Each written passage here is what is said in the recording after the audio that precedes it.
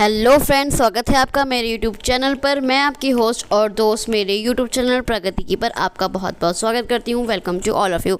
आज मैं आपके लिए आई हूं नाबार्ड की फुल नोटिफिकेशन। जी हां, अभी 27 सितंबर को ही इसका शॉर्ट नोटिफिकेशन आया था ऑफिस अटेंडेंट की पोस्ट का, एक एज अ क्लर्क की पोस्ट का। आपका नाबार्ड में national bank for agriculture and rural development एक बैंक है।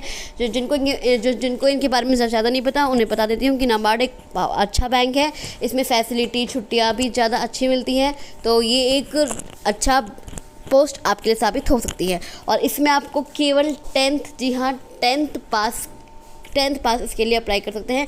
आपको किसी ग्रेजुएशन, पोस्ट ग्रेजुएशन इनकी ज़रूरत नहीं है। शुरू करते हैं। इसका फुल नोटिफिकेशन आज आ चुका है। तो सबसे पहले डेट की बात कर लेते हैं, कब से भरा जाएगा। ये आपका भरा जाएगा आज से। जी हाँ, 2 अक्टूबर से 21 अक्टूबर तक ये फॉर्म आपका भरा जाना है नाबार्ड में ऑफिस अटेंडेंट की पोस्ट के लिए, एज अ क्लर्क की पोस्ट के लिए। उसके बाद इन्होंने ये दे रखा है, मैं आपको केवल इंपॉर्टेंट पॉइंट्स ही बताऊंगी क्योंकि मैं ज़्यादा टाइम वेस्ट करने में यकीन नहीं रखती। तो सबसे पहले बात करते हैं, हमने बात करी कि फॉर्म कब से कब तक फिल किया जाएगा। उसके बाद करते हैं ऑनलाइन एग्जामिनेशन। जी हाँ, आपका इसका एग्ज़ाम कब होगा ऑफिस अटेंडेंट का। तो आपका एग्ज़ाम होगा 21 नवंबर को। जी, अगले महीने की 21 तारीख को आपका इसका एग्ज़ाम होगा। तो आपके पास इसकी तैयारी करने के लिए बहुत ही कम टाइम बचा है।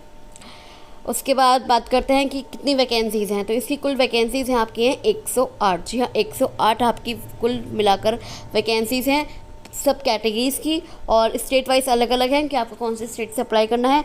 तो सबसे ज़्यादा जो वैकेंसीज़ हैं वो है आपकी Maharashtra, include head office Mumbai में सबसे ज़्यादा आपकी वैकेंसीज़ है। कितनी? 35 आपकी वैकेंसीज़ हैं महाराष्ट्र मुंबई से। और आपकी हरियाणा में आपकी 3 वैकेंसी है, हिमाचल प्रदेश में आपकी 2 वैकेंसी है। और तो आप जिस स्टेट में रहते हैं आप उसी स्टेट के लिए अप्लाई कर सकते हैं, किसी और स्टेट के लिए नहीं कर सकते, क्योंकि उसके लिए आपको अपना डोमिसाइल सर्टिफिकेट भी चाहिए होगा। और उसके अलावा आपको जो 10th पास की मार्कशीट है वो भी उसी राज्य की होनी चाहिए जिस राज्य में आप रहते हैं, जिस राज्य से आपने अप्लाई किया हुआ है उस स्टेट की होनी चाहिए। बैकलॉग वैकेंसी दे रखी है उन्होंने। महाराष्ट्र में आपकी 10 वैकेंसी हैं, उड़ीसा में 1 है और यूपी में भी 1 है। उसके बाद बात करते हैं ये रिजर्व कैटेगरी कैंडिडेट्स की इन्फॉर्मेशन दे रखी है। और डिपेंडेंट ऑन फ्रीडम फाइटर, ये सब चीज़ें हैं, ये देख लीजिए। उसके बाद ये है, अब बात करते हैं एलिजिबिलिटी क्राइटेरिया की। जी हाँ, सबसे पहले एलिजिबिलिटी क्राइटेरिया की कौन कौन इसके पोस्ट के लिए अप्लाई कर सकता है। जॉब प्रोफाइल क्या होगी? कैरिंग ऑफ फाइल्स पेपर्स होंगे, कैरिंग ऑफ फाइल्स पेपर संभालना और removing from and keeping them in cupboards, stitching और बाइंडिंग ऑफ रिकॉर्ड्स को बाइंड करना, स्टिच करना, और क्या कहते हैं preparation and serving of the T, helping of कुक्स, ये सब आपके जॉब प्रोफाइल है। एलिजिबिलिटी क्राइटेरिया, एजुकेशन क्वालिफिकेशन क्या होनी चाहिए? आप केवल साफ लिखा है candidate should have pass 10th standard, कि आपने 10th स्टैंडर्ड कि आपके पास 10th की मार्कशीट होनी चाहिए। उसके अलावा मैंने पहले कहा था कि आपके पास डोमिसाइल सर्टिफिकेट भी होना चाहिए। लेकिन इसमें एक कमाल की बात है, ये अच्छा भी हो सकता है, ये बुरा भी हो सकता है, कि आप केवल 10th या फिर 12th पास ही होने चाहिए। ना तो आपने ग्रेजुएशन कर रखा हो, ना तो आपने पोस्ट ग्रेजुएशन कर रखा हो। ये एक डिफरेंट बात मेंशन की गई है इस पोस्ट के लिए कि आप केवल 10th या 12th पास ही होने चाहिए। ना आपने ग्रेजुएशन कर रखी हो, ना आपने पोस्ट ग्रेजुएशन कर रखी हो 1 अक्टूबर 2024 तक।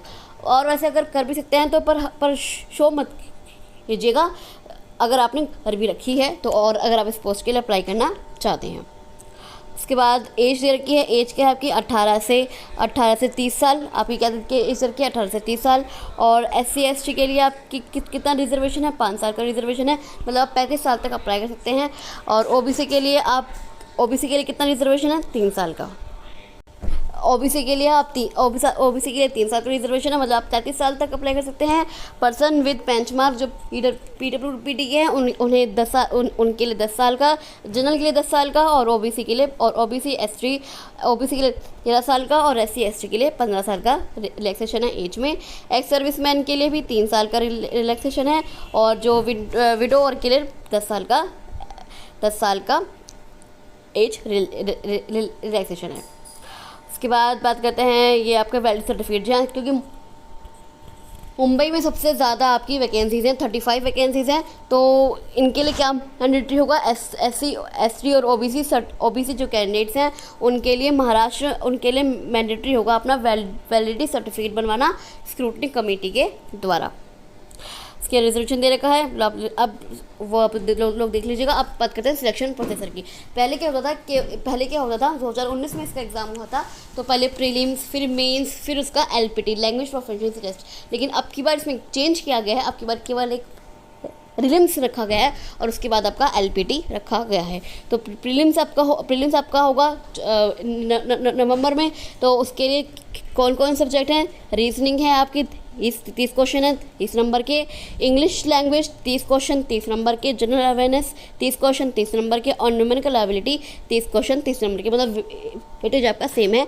तो 120 क्वेश्चन आपको करने हैं, 120 मार्क्स के ही होंगे। और कितना टाइम मिलेगा आपको, 1.5 घंटा जी हाँ 90 मिनट आपको टाइम मिलेगा पेपर सॉल्व करने के लिए। और नेगेटिव मार्किंग कितनी होगी, 1/4 की, मतलब अगर आपने 4 क्वेश्चन गलत करे तो आपका 1 मार्क काट दिया जाएगा।